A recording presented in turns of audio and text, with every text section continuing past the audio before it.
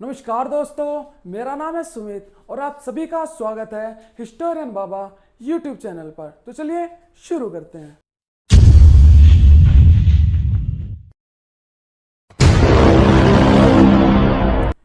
तो दोस्तों, आज हम पढ़ेंगे हड़प्पा सभ्यता के बारे में। देखिए, प्राचीन जितनी भी सभ्यताएं थी वो किसी न किसी नदी के किनारे विकसित होती थी। और ऐसा इसलिए था क्योंकि उस समय लोग कृषि करते थे और कृषि में सिंचाई के लिए जल की आवश्यकता होती है और ये जल इन्हीं नदियों से प्राप्त करते थे। इसलिए सारी जो सभ्यताएं थी वो किसी न किसी नदी के किनारे विकसित हुई। जैसे हड़प्पा सभ्यता अपनी हुई थी सिंधु नदी के किनारे, इसलिए इसे सिंधु घाटी सभ्यता भी कहा जाता है। वहीं मिस्र की सभ्यता नील नदी के किनारे, चीन की सभ्यता हुआंग हो नदी के किनारे, इसे येलो रिवर भी कहा जाता है। हुआंग हो नदी को येलो रिवर भी कहा जाता है। मेसोपोटामिया की सुमेरियन सभ्यता दजला और फुरात नदी के किनारे विकसित हुई थी। ठीक है, अब बात करते हैं हड़प्पा खोज की। तो इसकी खोज के बिल्कुल एक इंटरेस्टिंग कहानी है कि हुआ क्या कि 1956 के अंदर एक रेलवे ट्रैक बिछाया जा रहा था कराची से लेकर लाहौर तक का, और इसकी अध्यक्षता कर रहे थे लॉर्ड ब्रांटन। ठीक है, लॉर्ड ब्रांटन। तो क्या हुआ, जब ट्रैक बिछाया जा रहा था तो जो इंजीनियर्स थे उन्होंने देखा कि भाई अच्छे पत्थरों की हमें आवश्यकता है, तो उन्होंने अपने मजदूरों से कहा कि भाई जाओ अच्छे पत्थर ढूंढ कर लाओ। तो मजदूर पत्थरों की खोज में निकले तो हड़प्पा नामक जगह से उन्हें एक मिट्टी का टीला मिला और जहां से वो ईंटें उठाकर लाने लगे। ठीक है, उन ईंटों पर कोई चित्र बने हुए थे पर उन पर कोई ध्यान नहीं दिया गया, और ये ईंटें थी हड़प्पा सभ्यता की, सिंधु घाटी सभ्यता की ईंटें, पर उन पर ज़्यादा कोई ध्यान नहीं दिया गया, इसलिए हड़प्पा सभ्यता से अभी पर्दा नहीं उठा। दूसरा क्या है कि 1973 के अंदर क्या हुआ कि मोहनजोदाड़ो से हमें एक मोहर प्राप्त हुई और उस मोहर पर जो लिपि लिखी थी उसे पढ़ा नहीं गया।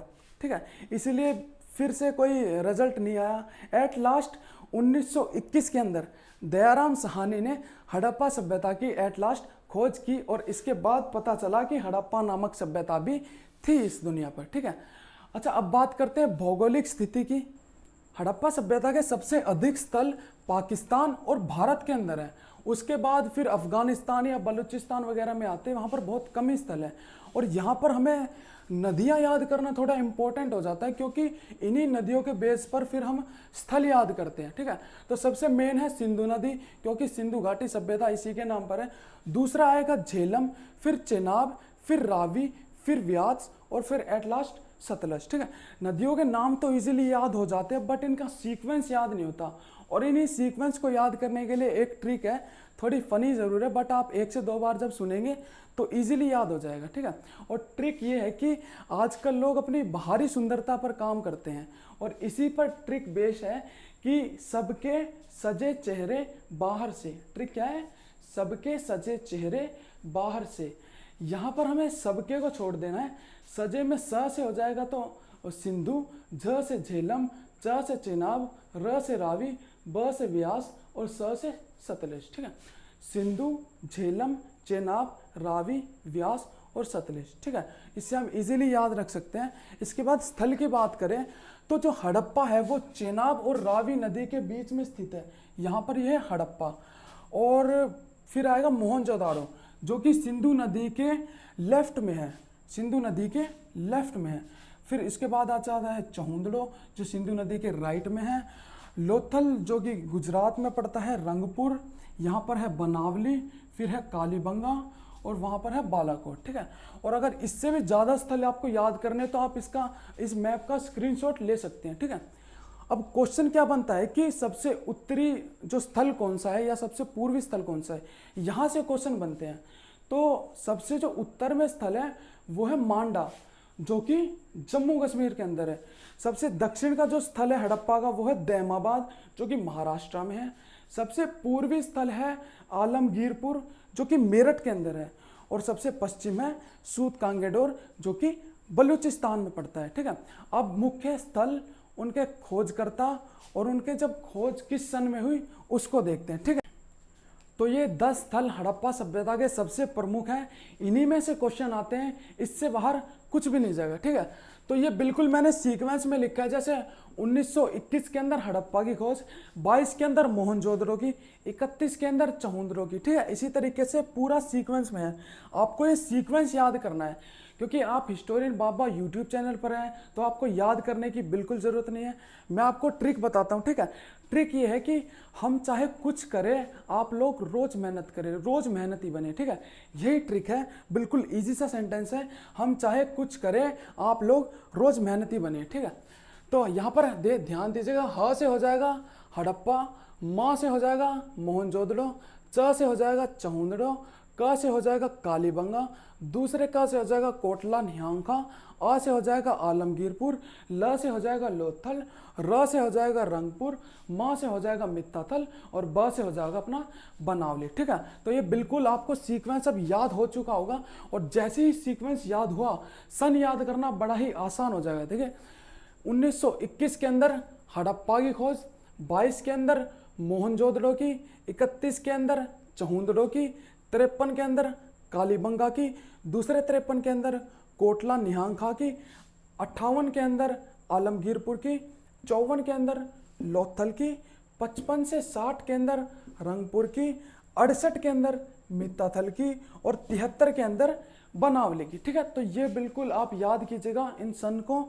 और इसके बाद जो सबसे मुश्किल काम होता है वो होता है इनके खोजकर्ताओं के नाम याद करना। मैं गारंटी लेता हूँ आप में से 90% को ये नाम याद नहीं होंगे, बट आप अब इस वीडियो के बाद आपको ये सारे नाम इजीली याद होने वाले, ठीक है। तो याद तो करने ही नहीं है, ट्रिक है अपने पास, हिस्टोरियन बाबा जो ठहरे हम, ठीक है। तो ट्रिक ये है, थोड़ी फनी जरूर है, हंसना मत, कि ये कहानी है एक तरीके से। कि देखिए हुआ क्या कि जब अंग्रेज भारत में आए तो उन्होंने हिंदुस्तानियों को क्या बोला कि तुम्हारी कोई सभ्यता नहीं है, तुम बिल्कुल असभ्य हो और हमें भेजा गया है तुम्हें सभ्य बनाने के लिए, ठीक है। अब उन्हें कौन बताए कि हिंदुस्तान वो भूमि है जिसने विश्व की सर्वश्रेष्ठ सभ्यता को जन्म दिया, ठीक है। बट दुख की बात यह है कि उस टाइम तक खोज नहीं हुई थी हड़प्पा की। तो अब कहानी शुरू होती है कि भगवान की दया से, ठीक है, अब ध्यान दीजिएगा बिल्कुल और हंसिएगा मत, कि भगवान की दया से हमें हड़प्पा सभ्यता की खोज की हमने, ठीक है। हमने हड़प्पा सभ्यता की खोज की, और जैसे ही खोज की लोग बड़े उत्साहित हो गए और उन्होंने बैनर छपवा दे कि अब तो हम इन सभी स्थलों को खोज कर रहेंगे। काफ़ी ज़्यादा मजदूर लगाए गए, ठीक है, इस काम के लिए। और ये घोषणा की गई कि अब हम यज्ञ करेंगे, और ये यज्ञ सारी रात करेंगे सूरज निकलने से पहले, ताकि ये मजदूर अपना बेस्ट काम करें और जल्दी से जल्दी स्थलों की खोज की जा सके, ठीक है। तो हंसिएगा मत बिल्कुल।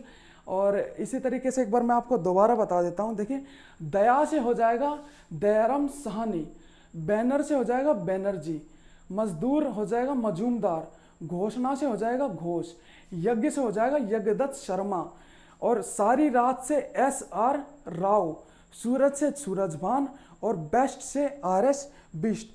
तो मैं आशा करता हूं बिल्कुल आपको इजीली समझ आया होगा और आपको बिल्कुल याद करने में अब आसानी होगी, ठीक है। तो ये थे 10 प्रमुख स्थल, उनके सन, उनकी जो खोज हुई थी जिस सन में, और उनके खोजकर्ताओं के नाम। तो अब हम बात करेंगे इसकी नगरीय व्यवस्था के बारे में। देखिए हड़प्पा सभ्यता की जो सबसे प्रमुख विशेषता थी वो उसके नगर नियोजन की थी। जिस तरीके से, जिस साइंटिफिक तरीके से वो लोग नगर बनाते थे, उतने अच्छे नगर हमें अन्य किसी सभ्यता से, अन्य उसकी किसी भी समकालीन सभ्यता से देखने को नहीं मिलते, ठीक है। तो इन नगरों के बारे में बात करें तो नगर 2 तरीके की भूमि पर बनाए जाते थे। पहला, एक तो जो जमीन से थोड़ी ऊपर होती थी, इन्हें दुर्ग बोला जाता था, ठीक है, और दूसरा सामान्य भूमि पर, नॉर्मल भूमि पर, ठीक है। इन दुर्ग में शासक वर्ग रहते थे, सामान्य भूमि पर जो अपने सामान्य लोग हैं वो लोग रहते थे, ठीक है। अब इनके घरों के बारे में बात करेंगे बिल्कुल डिटेल में, ठीक है।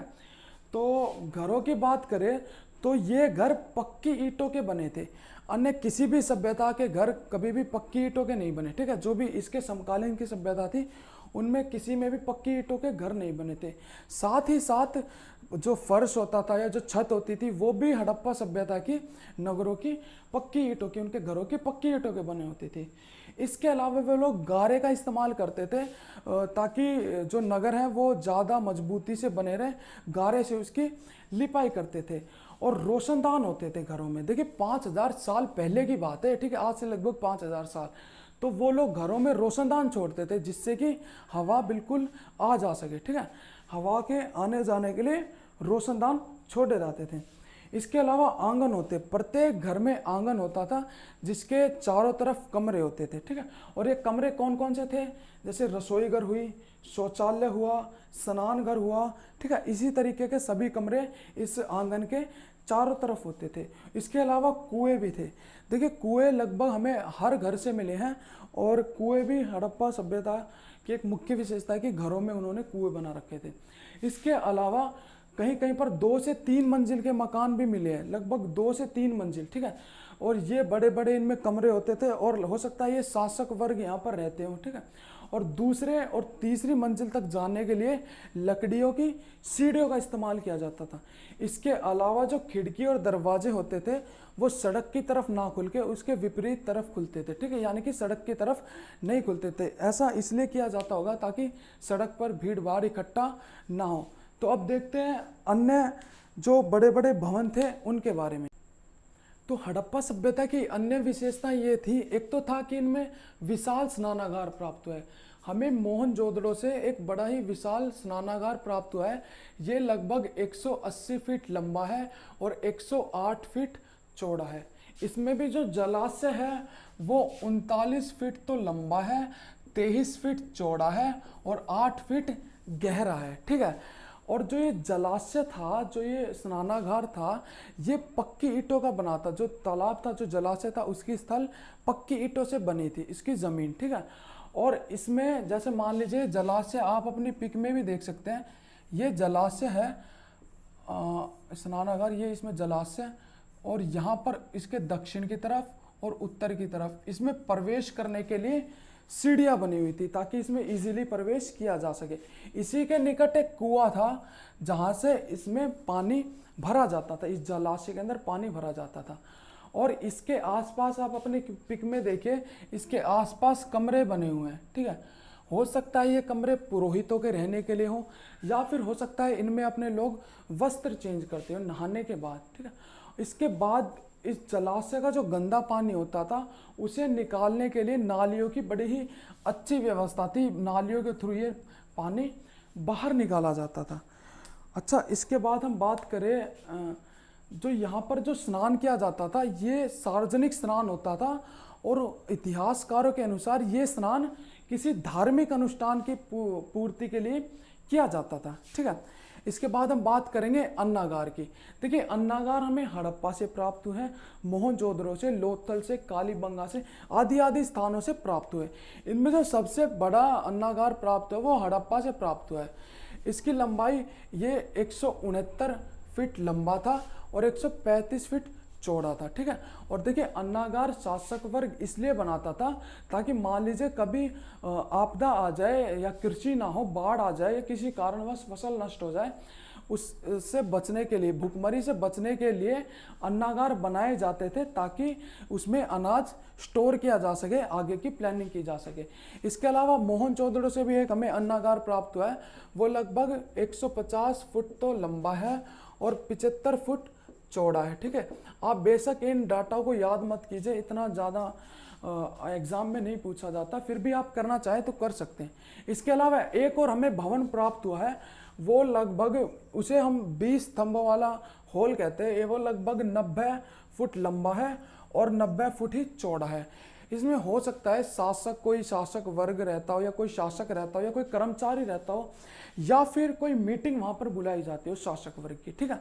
तो ये एक और 20 स्तंभों वाला एक हॉल प्राप्त हुआ है। इसके बाद हम बात करेंगे सड़कों की। तो जो हड़प्पा की सड़कें थी वो 13 से लेकर 34 फुट तक होती थी, 13 फुट से लेकर 34 फुट तक लंबी होती थी। ये पूर्व से पश्चिम की तरफ और उत्तर से दक्षिण की तरफ आपस में एक दूसरे को समकोण पर काटती थी। और मैंने बताया जो यहाँ पर जो नगर, जो इसके आसपास जो भवन बने होते थे वो यहाँ पर दरवाजे नहीं खुलते थे, इसके विपरीत दरवाजे इनके खुला करते थे, यानी कि सड़क पर कोई भी दरवाजा नहीं खुलता था। इसके बाद हम करेंगे नालियों की व्यवस्था की बात। देखिए 5000 साल पहले लोग इतने सफाई प्रिय थे हड़प्पा के, उनकी नालियों की व्यवस्था काफ़ी अच्छी थी। देखिए प्रत्येक घर में से नालियाँ निकली हुई थी और ये नालियाँ आगे चलकर बड़े नालों में मिल जाती थी, ठीक है। और ये नालियाँ जो थी ये इस तरीके से ढकी जाती थी, मान लीजिए नालियाँ, इसको ढका जाता था ताकि ज़रूरत पड़ने पर उसको साफ किया जा सके, उसकी साफ सफाई की जा सके। तो ये था पार्ट 1। इसमें हमने देखा हड़प्पा सभ्यता के नगरों के बारे में, उनके स्थलों के बारे में, खोजकर्ताओं के बारे में, ठीक है। इसके बाद हम इसकी सामाजिक जीवन, राजनीतिक जीवन, धार्मिक जीवन, सभी तरीके के जीवन पर बात करेंगे। अगर वीडियो इंफॉर्मेटिव लगा तो लाइक कीजिए। इन फ्यूचर ऐसी ही और वीडियो पाने के लिए सब्सक्राइब करें, और अगर आपको सबसे पहले वीडियो चाहिए तो नोटिफिकेशन बेल के आइकन को ऑन करें। तब तक के लिए बाय, मिलते हैं आपको नेक्स्ट वीडियो में।